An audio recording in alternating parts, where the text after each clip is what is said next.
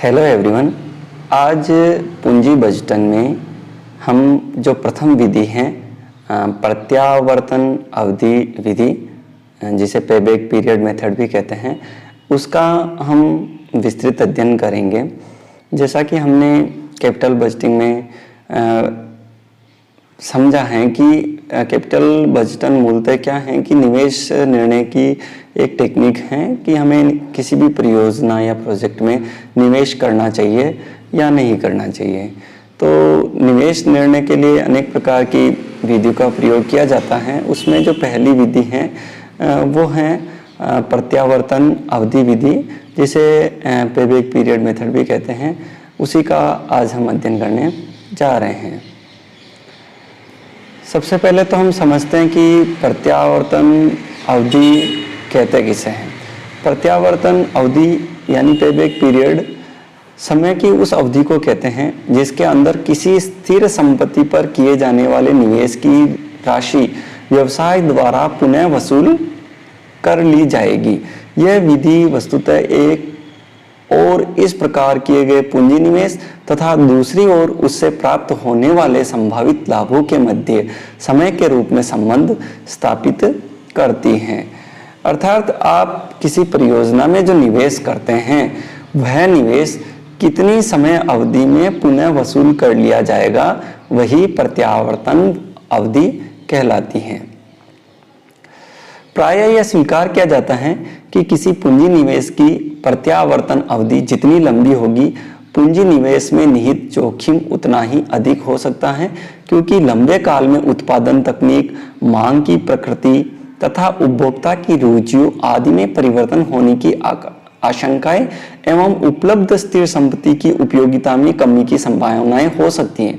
अतः प्रबंधक ऐसी संपत्तियों में निवेश करना उचित समझते हैं जिनकी प्रत्यावर्तन अवधि 3 अथवा 5 साल से अधिक नहीं हो।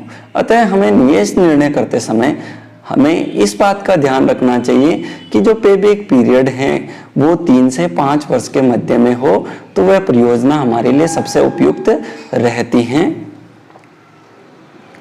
प्रत्यावर्तन अवधि ज्ञात करने के लिए निवल निवेश यानी नेट इन्वेस्टमेंट की राशि और उससे व्यवसाय को प्राप्त होने वाली वार्षिक खरी बचत एनुअल नेट सेविंग का सही अनुमान लगाना होता है।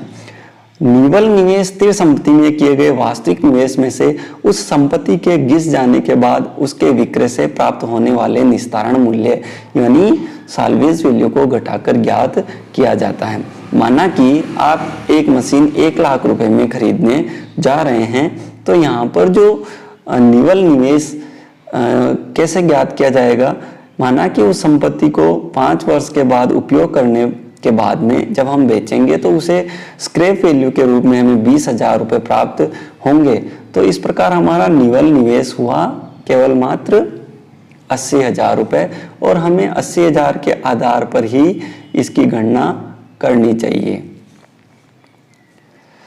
उससे प्राप्त होने वाली वार्षिक खरी आय या बचत उस नगद प्रवाह यानी कैश फ्लो के बराबर होती हैं जो उस संपत्ति के उपयोग द्वारा व्यवसाय को प्राप्त होता है। इसे ज्ञात करने के लिए उस संपत्ति से होने वाले कर रहित निवल लाभ की राशि में ह्रास के लिए किया गया प्रावधान जोड़ दिया जाता है। प्रोविजन फॉर डेप्रिसिएशन जो है उसे हम ऐड कर देंगे। अब पेबैक पीरियड कैसे ज्ञात किया जाएगा, इसके लिए एक सूत्र का प्रयोग किया जाता है। सूत्र की कुछ इस प्रकार है। Payback period equal to initial investment made, हमने प्रारंभिक निवेश कितना किया है उसमें भाग देंगे, divided by net annual cash inflow, हमें प्रतिवर्ष कितना कैश इनफ्लो प्राप्त हो रहा है उसका भाग देने पर हमें पेबैक पीरियड ज्ञात हो जाएगा। एक उदाहरण लेते हैं। एक परियोजना पर अनुमानित व्यय 1 लाख रुपए है, नगद आगम का अनुमान 20,000 रुपये प्रति वर्ष है। यहाँ एक बात नोट करने योग्य है कि यहाँ पर जो आगम होगा वो प्रतिवर्ष समान होगा। यहाँ पर जो हम विधि पेबैक पीरियड पढ़ रहे हैं उसमें भी ये पहला है, एक पहला मेथड है ये कि किस प्रकार यहाँ पर इनफ्लो होगा तो यहाँ पर जो है कैश इनफ्लो वो है इवन कैश इनफ्लो, यानी प्रतिवर्ष जो हमारा इनफ्लो होगा वो होगा इवन होगा। तो यहाँ प्रतिवर्ष हमें 20,000 रुपये का आगम होगा। प्रत्यावर्तन अवधि की गणना हमें करनी, यानी पेबैक पीरियड हमें ज्ञात करना है। तो किस प्रकार ज्ञात होगा? Payback period equal to net investment या इनिशियल इन्वेस्टमेंट जो कि हमारा 1 लाख है, डिवाइडेड बाय हमारा कैश फ्लो यानी 20,000 पर ईयर। तो 1 लाख को 20,000 से डिवाइड करने पर हमें यहाँ पर 5 वर्ष प्राप्त हो जाता है। अब एक समस्या हमारे सामने आती है कि अगर कैश इनफ्लो जो है वो समान नहीं होता है। अभी हमने देखा कि हमारा कैश इनफ्लो 20,000 रुपये प्रतिवर्ष था, यानी समान था। लेकिन अगर वास्तविकता में कैश इनफ्लो समान नहीं हो और सामान्यतः कैश इनफ्लो समान होता भी नहीं है और project uneven cash inflow, different cash inflow in different period generate करता हो, तो फिर हम क्या करेंगे? तो हमारा जो पहला फॉर्मूला था वो हम प्रयोग नहीं कर सकते हैं। ऐसी स्थिति में पेबैक पीरियड की गणना करने के लिए हम सबसे पहले कम्युलेटिव कैश इनफ्लो ज्ञात करते हैं और उसके बाद में ये एक फॉर्मूला दिया गया है, payback period equal two years before full recovery plus unrecovered cost at start of the year divided by cash flow during the year. इस फॉर्मूले का प्रयोग करते हुए हम पेबैक पीरियड ज्ञात करेंगे। एक उदाहरण लेते हैं। An investment of $2 lakh is expected to generate the following cash inflow in 6 years। Year 1 $70,000, year 2 $60,000, year 3 $55,000, year 4 $40,000, year 5 $30,000, year 6 $25,000। तो यहाँ पर हम देखते हैं कि प्रत्येक वर्ष जो कैश इनफ्लो है वो घटता जा रहा है। प्रथम वर्ष में 70,000, दूसरे वर्ष में 60, तीसरे में 55, चौथे में 40, पांचवें में 30 और छठे में $25,000 ही जनरेट हो रहे हैं। अब यहाँ पर जो है कैश इनफ्लो अनइवन है, तो हमें क्या कहा गया है? Compute payback period of the investment should be investment be made if management wants to recover the initial investment in 3 year old years। यहाँ पर हमें पेबैक पीरियड की गणना करनी है और बताइए आप मैनेजमेंट को कि इसे हमें स्वीकार करना चाहिए या नहीं चाहिए। मैनेजमेंट चाहता कि ये 3 साल या उससे कम में हमें रिकवर हो जाए। तो यहाँ पर चूंकि कैश इनफ्लो अनइवन है तो उसके लिए सबसे पहले हम कम्युलेटिव कैश इनफ्लो ज्ञात करेंगे।